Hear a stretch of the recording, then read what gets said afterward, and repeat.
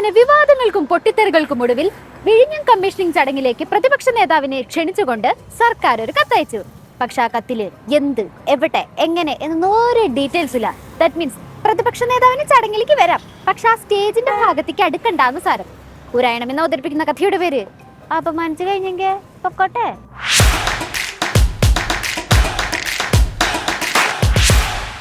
വിഴിഞ്ഞെന്ന് കേട്ടിട്ടുണ്ടെങ്കിൽ അപ്പൊ വിവാദാണ്. വിഴിഞ്ഞെന്റെ കുഞ്ഞാണ്, വിഴിഞ്ഞെന്റെ കുഞ്ഞാണെന്ന് പറഞ്ഞ് മത്സരിക്കല്ലേ മുന്നണികള്. അങ്ങനെ ഇരിക്കുമ്പോഴാണ് കിട്ടിയ അവസരത്തിന് പ്രതിപക്ഷ നേതാവിനെ വിഴിഞ്ഞം കമ്മീഷനിങ് പരിപാടിയിൽ നിന്ന് നൈസായിട്ട് ഒഴിവാക്കാൻ സർക്കാർ നോക്കിയത്. വെറുതെ ഒരു രസം, അവർക്ക് അത്രയും തലവേദന കുറഞ്ഞിട്ടിയല്ലോ. വിഴിഞ്ഞത്ത് അവര് നമ്മളെ ക്ഷണിച്ചില്ല, അത് അവരുടെ തീരുമാനമാണ്. എനിക്ക് അതിനകത്ത് പരിഭവവും പരാതിയൊന്നുമില്ല. അതെ അതെ, തീരെ പരിഭവമില്ലാന്ന് ആ മുഖത്ത് എഴുതി വെച്ചിട്ടുണ്ട്. എന്തായാലും പ്രതിപക്ഷ നേതാവിനെ പരിപാടിയിലേക്ക് ക്ഷണിക്കാത്തത് വിവാദമായപ്പോ സർക്കാർ ഒരു ക്ഷണക്കത്ത് കൊടുത്തിട്ടുണ്ട്. പക്ഷെ അവിടെയും സതീശ് ചേട്ടന് അപമാനം. ആ ക്ഷണക്കത്തില് ഒരു ഡീറ്റെയിൽസും ഇല്ല. പോരാത്തിന് കേന്ദ്രത്തിന് കൊടുത്ത ലിസ്റ്റില് സതീശ് ചേട്ടന്റെ പേരും ഇല്ല. അപ്പൊ പിന്നെ ആ പാവത്തിന് ആ ഭാഗത്തേക്ക് അടുക്കാൻ പറ്റുമോ?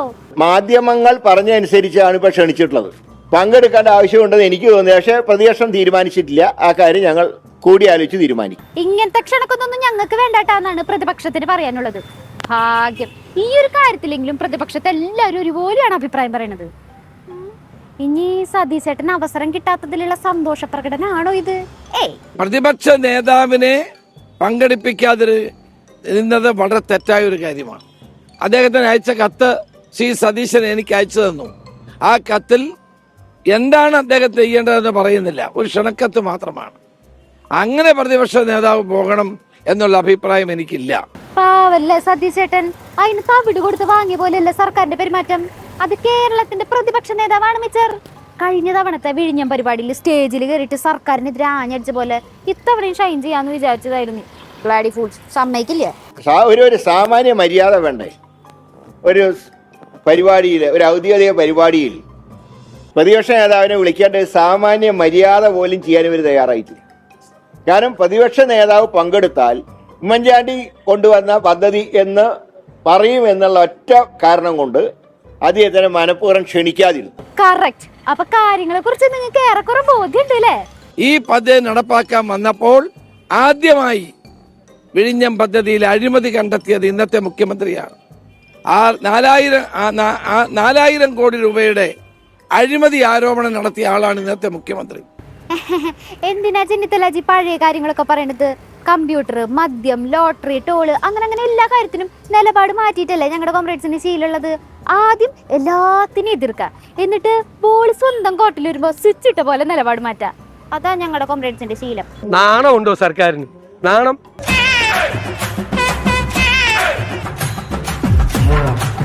വിഴിഞ്ഞത്തെ പരിപാടിയിലേക്ക് പ്രതിപക്ഷ നേതാവിനെ ക്ഷണിച്ചിട്ടില്ലെങ്കിൽ അത് മാത്രമേ ഉള്ളൂ അപമാനം എന്ന് വിചാരിക്കാം. ഇതിപ്പോ അതല്ലല്ലോ.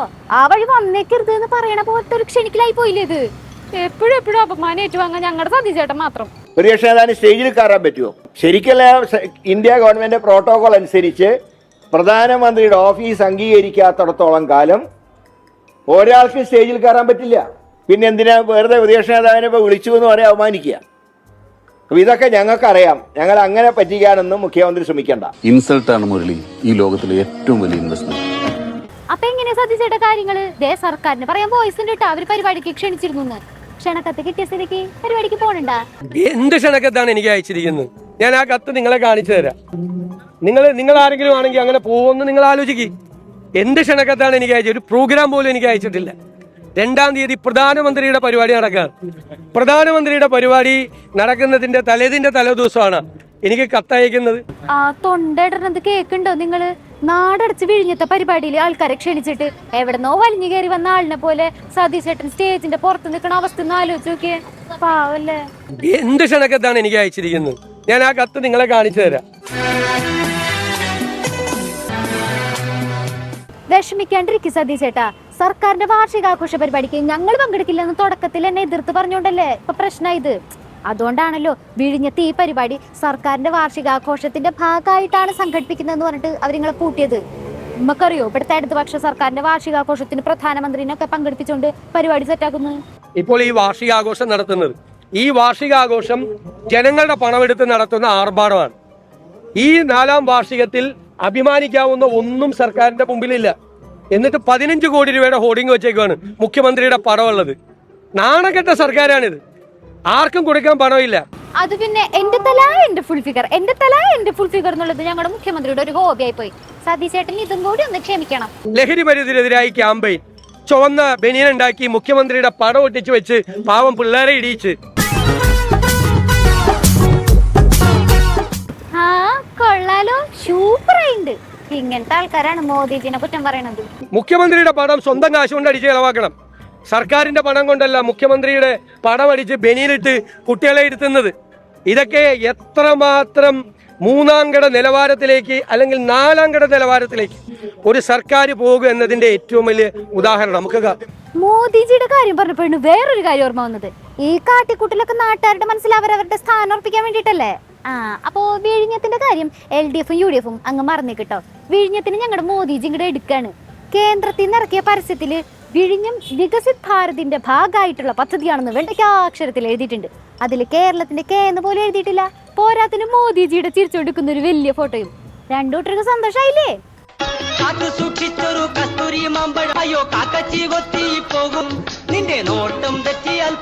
അപ്പൊ വിഴിഞ്ഞം രാജ്യാന്തര തുറമുഖം നാടിന് സമർപ്പിക്കുന്ന ചടങ്ങില് പ്രതിപക്ഷ നേതാവ് പങ്കെടുക്കില്ല. ക്ഷണിക്കാത്ത പോലെ ഒരു ക്ഷണക്കത്ത് കൊടുത്തിട്ട് സതീശ് ചേട്ടനെ നൈസായിട്ട് സർക്കാർ ഒഴിവാക്കി. പക്ഷെ എന്തുട്ടൊക്കെ കാണിച്ചു കൂട്ടിട്ട് എന്തുട്ടാ കാര്യം? വിഴിഞ്ഞം കേന്ദ്രത്തിന്റെ കുഞ്ഞാണെന്നല്ലേ ഇപ്പൊ അവര് പറഞ്ഞു നടക്കണത്. ഇനി ആ പരിപാടിയിലന്ന് എന്തൊക്കെ ഷോ കാണേണ്ടി വരുമോ എന്തോ. ഒരറിയിപ്പുണ്ട്. പാലക്കാട് നഗരസഭയുടെ ഭാഗത്ത് കൂടെ ആരെങ്കിലും പോകുന്നുണ്ടെങ്കിൽ ഒന്ന് ജാഗ്രത പാലിക്കേണ്ടതാണ്. അല്ലെങ്കിൽ കയ്യ കണ്ണ തലിയ എന്തുട്ടാ പോവാന്ന് പറയാൻ പറ്റില്ലല്ലോ. അമ്മാതിരി അടിയായിരുന്നില്ലേ കഴിഞ്ഞ ദിവസം പാലക്കാട് നഗരസഭയിൽ നടന്നത്. RSS നേതാവ് ഹെഡ്ഗേവാറിന്റെ പേര് നൈപുണ്യ വികസന കേന്ദ്രത്തിന് ഇടണം എന്നുള്ള തീരുമാനം തന്നെയാണ് സംഘർഷത്തിന്റെ കാരണം.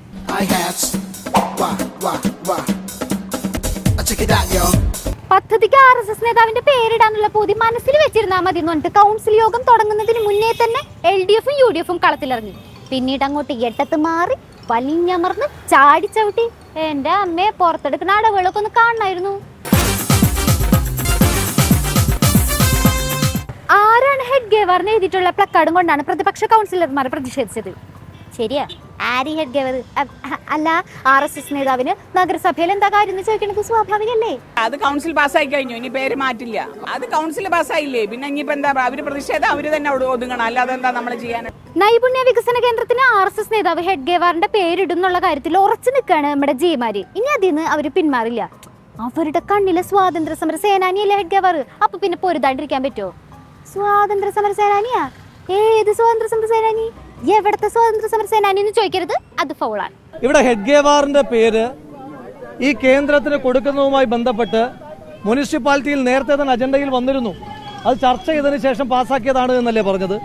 അങ്ങനെയാണെങ്കിൽ പിന്നെ ഇന്നെന്തിനാ അജണ്ടയിൽ വെച്ചത്? അപ്പൊ ഇന്നല്ലേ ആദ്യമായി ഹെഡ്ഗേവാറിന്റെ പേര് കൊടുക്കുന്നതുമായി ബന്ധപ്പെട്ട അജണ്ട ആദ്യമായി മുന്നോട്ട് വയ്ക്കുന്നത് ഇന്നല്ലേ? ഇവിടെ ഹെഡ്ഗേവാറിന്റെ വിഷയത്തിൽ ജിമാർ ഇങ്ങനെ ഒറ്റക്കെട്ടായി നിൽക്കുമ്പോഴാണ് അവിടെ അങ്ങകലെ തലസ്ഥാനത്ത് ജിമാർക്ക് തന്നെ പണി കൊടുക്കുന്ന കാഴ്ച കാണുന്നത്. VV രാജേഷിന്റെ കാര്യമാണ് പറഞ്ഞു വരുന്നത്. കുറച്ചു ദിവസം മുന്നല്ലേ VV രാജേഷിനെതിരെ ശക്തമായ വിമർശനം ഉന്നയിച്ചുകൊണ്ട് കുറെ അജ്ഞാത പോസ്റ്ററുകൾ BJPയുടെ സംസ്ഥാന കമ്മിറ്റി ഓഫീസിന് മുന്നിൽ പ്രത്യക്ഷപ്പെട്ടത്. അന്ന് ഈ പോസ്റ്ററിന്റെ കാര്യം നമ്മുടെ ജിമാരോട് ചോദിച്ചപ്പോ അത് വേറെ പാർട്ടിക്കാർ ചുമ്മാ തെറ്റിദ്ധരിപ്പിക്കാൻ ഒട്ടിച്ചതാണെന്ന് പറഞ്ഞ് നമ്മുടെ ജിമാരൊക്കെ കൈമലർത്തി. അപ്പോഴാണ് ഇപ്പോ ഒരു പുതിയ CCTV ദൃശ്യം പുറത്തു വന്നത്. അതാരാണെന്ന് അന്വേഷിച്ച് പിടിച്ച് വന്നപ്പോഴല്ലേ കാര്യങ്ങളുടെ ഒരു കിടപ്പ് മനസ്സിലായത്. പോസ്റ്ററുകൾ ഒട്ടിച്ചത് BJP പ്രവർത്തകർ തന്നെ. ഇത്രയും വലിയ ഗതികെട്ടവൻ ഈ ലോകത്ത് വേറെ ആരെങ്കിലും ഉണ്ടാവും എന്റെ കർത്താവേ. രാജേഷ് സാമ്പത്തിക തട്ടിപ്പുകാരനാണെന്നും ലോക്സഭാ തെരഞ്ഞെടുപ്പിൽ BJPയുടെ സ്ഥാനാർത്ഥിയായിരുന്ന രാജീവ് ചന്ദ്രശേഖരനെ തോൽപ്പിക്കാൻ വേണ്ടിയിട്ട് രാജേഷ് ശ്രമിച്ചിരുന്നു എന്നാണ് പോസ്റ്ററിൽ ഉണ്ടായിരുന്നത്. ആഹാ, എനിക്കെതിരെ അങ്ങനെ ആരോപണം ഉന്നയിക്കാറായോ എന്ന് പറഞ്ഞിട്ട് VV രാജേഷ് പിന്നാലെ പോലീസിൽ പരാതി കൊടുത്തു. സ്വന്തം തട്ടകത്തിൽ നിന്നാണ് പണി വന്നതെന്ന് പറഞ്ഞിട്ടുണ്ടെങ്കിൽ മൂപ്പര് പരാതി കൊടുക്കാൻ പോവായിരുന്നോടാ മഹാപാപികളെ.